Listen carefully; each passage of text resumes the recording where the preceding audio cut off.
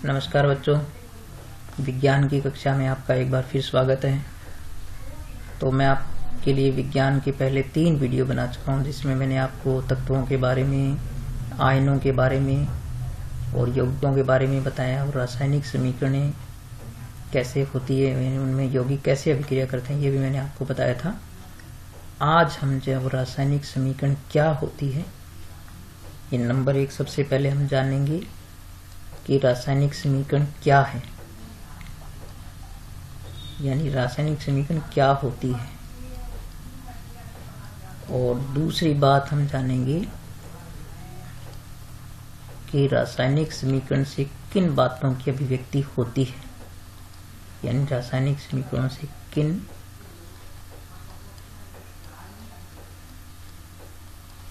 बातों की अभिव्यक्ति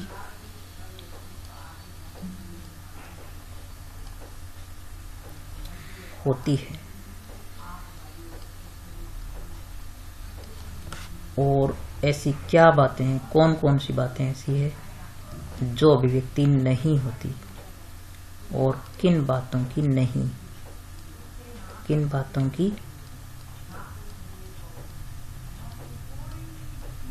नहीं होती, यानी कौन सी बातों की अभिव्यक्ति नहीं होती है और कौन सी बातों की अभिव्यक्ति होती है। और फिर एक चीज आज हम और जानेंगे कि समीकरणों का संतुलनीकरण क्या होता है, संतुलनीकरण क्या होता है और क्यों आवश्यकता होती है इसकी। तो आज हम ये 4 बातें जानेंगे।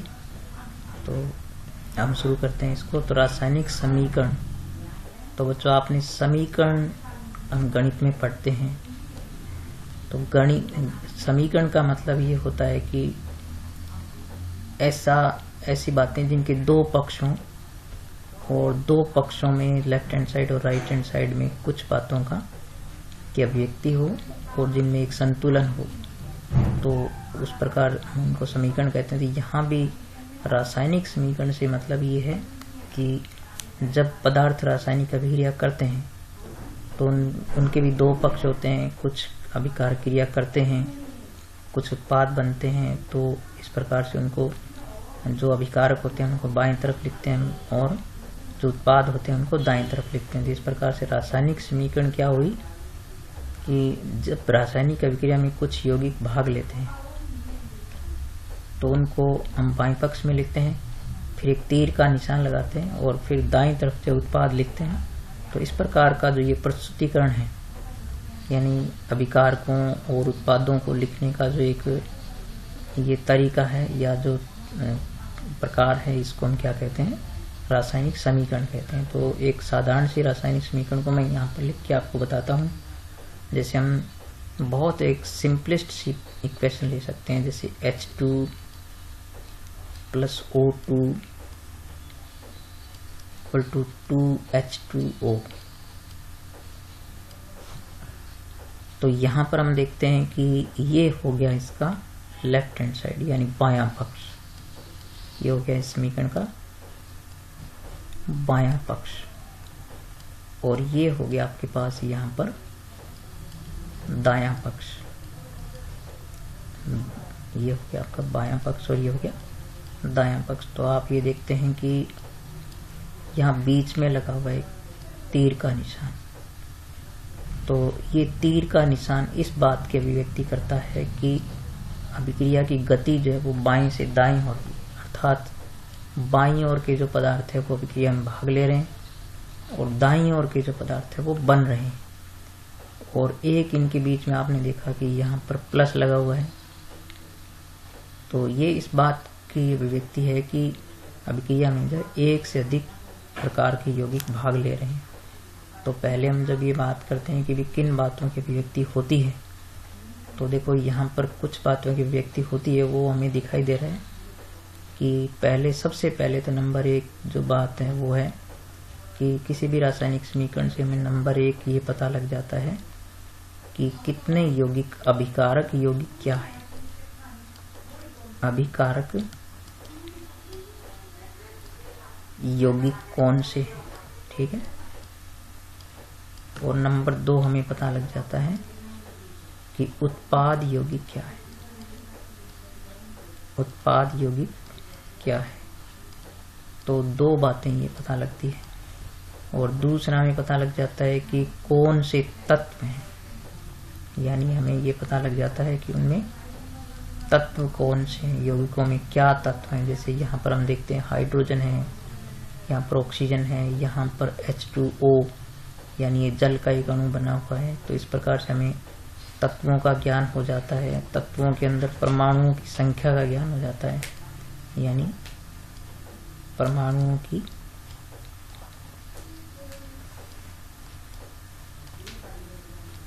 संख्या का भी हमें पता लग जाता है कि कौन कौन से जो परमाणु हैं, कौन कौन से तत्व हैं, उनके कितने कितने परमाणु हैं। जैसे यहाँ पर हाइड्रोजन के 2 परमाणु हैं, यहाँ पर ऑक्सीजन के 2 हैं, और यहाँ पर एक अणु बन रहा है H2O जिसमें हाइड्रोजन के 2 हैं और ऑक्सीजन का 1 परमाणु है। तो इस प्रकार से आप भी आपने देखा कि अभिकारक यौगिकों का हमें पता लग जाता है, उत्पाद यौगिक क्या है उनका पता लग जाता है, और परमाणुओं की संख्या उनमें क्या है इस बात का पता लग जाता है। और यदि अभिकारकों में भी 1 से अधिक यौगिक हैं तो उनके बीच में क्या लगाते हैं, प्लस का चिन्ह लगाते हैं, और ये एरो इस बात को बताता है कि अभिक्रिया ये दिशा में गतिशील है। और फिर बनने वाले यौगिक भी यदि 1 से ज़्यादा हो तो उनके बीच में बच्चों प्लस लगाया जाता है। तो ये इतनी बातें तो हमें किसी समीकरण को देखते ही पता लग जाती है, यानी ये जो हमें सामान्य दिखाई दे रहा है, जो चीज़ें दिखाई दे रही है वही पता लगती है। अब हम देखेंगे कि ऐसी कौन सी बातें हैं जिनका पता नहीं लगता है। तो ये तो हमें पता लगने वाली बात होगी, और ना लगने वाली बात जो होती है वो जो पता नहीं लगती है उनको हम लिखते हैं। तो उनमें अपने देख सकते हैं कि हमें यहाँ से इस बात का पता नहीं लगता है कि इनकी जो है वो अवस्था क्या है। नंबर 1 यानी अभिकारकों उत्पादों की अवस्था का पता नहीं लगता है कि वो द्रव या अवस्था में है, गैसीय अवस्था में है, या कौन सी में है। तो नंबर 1 जो है वो अवस्था का पता नहीं लगता है। तो बच्चों अवस्था का पता लगाने के लिए जो है वो क्या करना पड़ता है, इनके पास में ही ब्रैकेट के अंदर इनकी अवस्था को लिखना पड़ता है। जैसे मैं इस समीकरण को लिखूं तो हमारे पास यहाँ पर H2, तो यहाँ पर एक छोटा सा ब्रैकेट लगा करके लिखना पड़ता है कि ये गैस है, गैसीय अवस्था में है। और क्योंकि O2 भी गैसीय अवस्था में है तो यहाँ भी क्या लिखेंगे, G लिखेंगे। तो इस प्रकार से ये जो है वो अवस्थाएं अपने को यहाँ लिखनी पड़ती है। और फिर बनने वाला जो उत्पाद है वो H2O, तो चूंकि ये द्रव होता है तो इसलिए इसके लिए क्या लिखेंगे, L लिखना पड़ता है, L लिखेंगे इसके लिए। और यदि विलेन है तो उसके लिए क्या लिखते हैं, AQ लिखते हैं, एक्विस, तो उसके लिए AQ लिखना पड़ता है। और यदि आपके पास ठोस है तो उसके लिए S लिखना पड़ता है। तो मैं यहाँ लिख देता हूँ, ठोस के लिए आपको क्या लिखना पड़ता है, S, और गैस के लिए क्या लिखना पड़ता है, यानी गैस की अवस्था में है तो उसके लिए लिखना पड़ता है G। और यदि आपके पास द्रव है तो द्रव अवस्था के लिए आपको लिखना पड़ता है L। और यदि विलयन अवस्था में है, यानी विलयन का मतलब हो गया कि एक से ज्यादा पदार्थ घुले हुए हैं, तो उसके लिए लिखना पड़ता है AQ, यानी एक्विस लिखना पड़ता है। तो ये बातें लिखनी पड़ती है जो उनके पास में दर्शाना पड़ता है, वरना हमें जो है वो अभिकार उत्पादों की अवस्था का पता नहीं लगता है। तो एक बात तो ये हो गई। दूसरी ये हो गई कि आपके पास जो अभिक्रिया है वो कितने तापमान पर संपन्न हो रही है, यानी तापमान कितने तापमान पर संपन्न हो रही है उसका पता जो हमें नहीं लगता है। तो उसके लिए भी क्या करना पड़ता है बच्चों, उसके लिए भी लिखना पड़ता है कि क्या क्या जो है उसमें कितना तापमान है जिस पर ये क्रिया संपन्न हो रही है। तो इसके लिए जैसे मैं आपको एक अभिक्रिया लिख के बताऊं, जैसे N2 इन नाइट्रोजन और हाइड्रोजन, ये संयोग से क्या बनता है, अमोनिया बनता है, NH3 बनता है। तो यहाँ पर इसको संतुलित करेंगे तो यहाँ ये लिखेंगे 3 और यहाँ लिखेंगे 2। तो बच्चों ये जो है वो 773 केल्विन ताप पर संपन्न होती है। तो वो इस एरो के ऊपर आपको लिख करके बताना पड़ता है कि कितने तापमान पर जो है वो ये क्रिया संपन्न हो रही है। तो यहाँ लिखना पड़ता है, ऊपर लिख सकते हैं, नीचे भी लिख सकते हैं। तो इस प्रकार से तापमान को लिखना पड़ता है, यदि किसी तापमान पर वो संपन्न हो रही है तो यहाँ लिखना पड़ता है। फिर नंबर 3, हमें दाब का पता नहीं लगता है कि अभिक्रिया जो है वो कितने दाब पर संपन्न हो रही है। यदि वो दाब पर संपन्न हो रही है तो उसको भी आपको अलग से लिखना पड़ता है। तो यहाँ पर दाब के लिए इसी समीकरण का उदाहरण ले सकते हैं। जैसे नाइट्रोजन अभिक्रिया करती है हाइड्रोजन से, तो ये क्या होता है कि अमोनिया बनाती है NH3।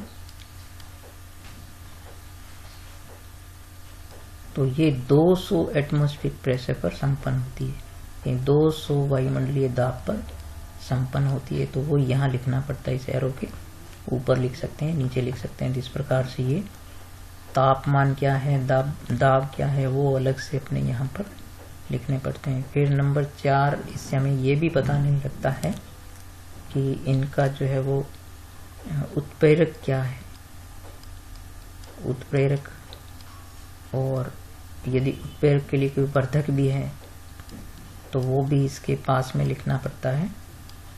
जैसे उत्प्रेरक के लिए जो सक्रियता का काम करते हैं वो वर्धक होते हैं, तो वर्धक जो है वो धनात्मक भी होते हैं और ऋणात्मक भी होते हैं, जो बढ़ाने वाले होते हैं और घटाने वाले भी होते हैं सक्रियता को। तो यदि कोई अभिकारक है तो वो भी यहाँ पर लिखना पड़ता है। तो इसी अभिक्रिया का उदाहरण ले सकते हैं। जैसे नाइट्रोजन अभिक्रिया करती है जब हाइड्रोजन से, तो आपको पता है कि अमोनिया बनती है। तो यहाँ पर अब 2 लिखेंगे संतुलित करने के लिए, और यहाँ पर 3 लिखेंगे। तो यहाँ पर जो है वो क्या होता है, मैं इसको थोड़ा सा स्पेस ज़्यादा बनाता हूँ।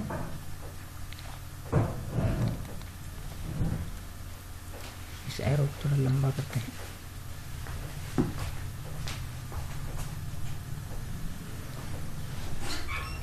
NH3।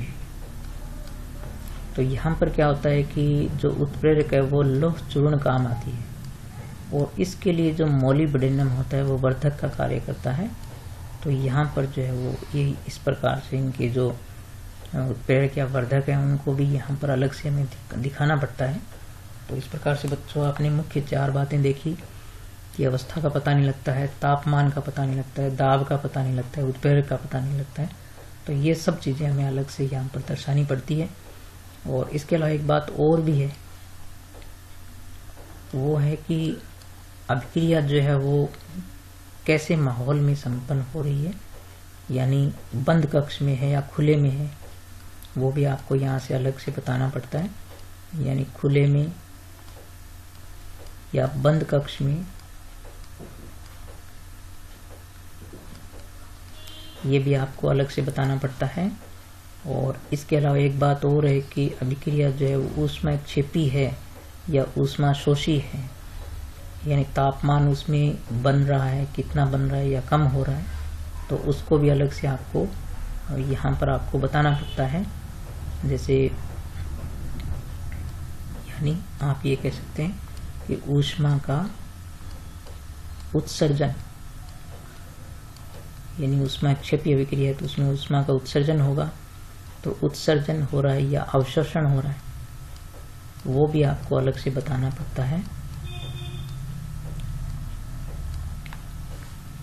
तो इसके लिए बच्चों जैसे ये अभिक्रिया एक ऊष्मा जो क्षेपी अभिक्रिया होती है, इसमें ऊष्मा का उत्सर्जन होता है। जैसे यहाँ पर N2+3H2, और ये क्या बनाते हैं, 2 अमोनिया के अणु बनाते हैं। तो यहाँ पर आपको प्लस में लिखना पड़ता है कि कितने किलो कैलोरीज की ऊर्जा जो है वो इसमें बन रही है। तो इसमें लगभग 93 के इसमें ऊष्मा बनती है, तो ये यहाँ पर जो है वो आपको अलग से दिखाना पड़ता है यहाँ पर। तो इस प्रकार से आपने देखा कि ये लगभग 6 चीज़ें हैं जिनका हमें पता किसी रासायनिक समीकरण से नहीं लगता है।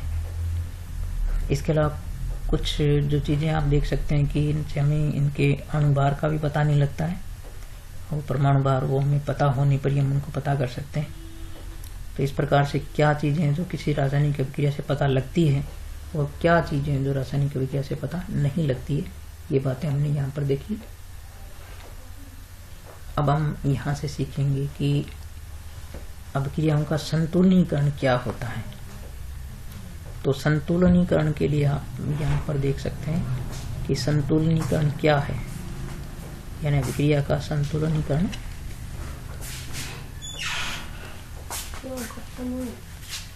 क्या है। तो संतुलनीकरण क्या है, इसके लिए बच्चों जैसे हम सबसे पहले विक्रिया की बात करें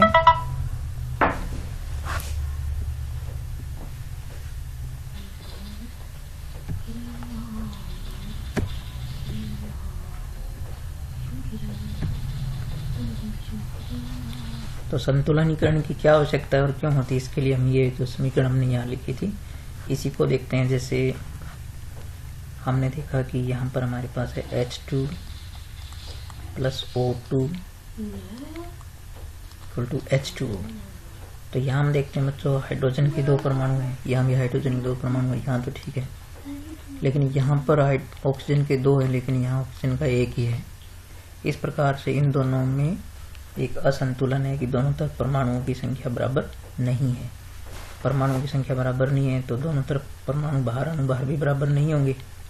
तो इसलिए बच्चों किसी भी रासायनिक अभिक्रिया में यह होता है कि द्रव्यमान ऊर्जा संरक्षण के नियम के अनुसार, यानी आप ये कह सकते हैं कि द्रव्यमान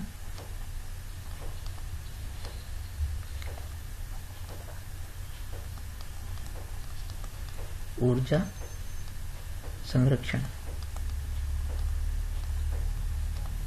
के नियम के अनुसार क्या होता है कि किसी भी रासायनिक अभिक्रिया में न तो द्रव्यमान की क्षति होती है, ठीक है, नहीं तो द्रव्यमान की क्या होती है, द्रव्यमान या ऊर्जा की क्या होती है, क्षति होती है, और न ही उसका जो है वो उत्पादन होता है, यानी न तो वो बढ़ता है न ही घटता है। तो इस प्रकार हम देखेंगे यहाँ पर जो है वो आपने देखा कि यहाँ तो जो है वो एक परमाणु ऑक्सीजन का कम हो गया, ऐसा होता नहीं है। तो इसलिए क्या होता है कि दोनों तरफ यानी बाएं और दाएं तरफ जो है वो द्रव्यमान का संतुलन करने के लिए, ठीक है, यानी द्रव्यमान का संतुलन करने के लिए क्या करना पड़ता है, संतुलन करने के लिए समीकरण का क्या करना पड़ता है, संतुलनीकरण करना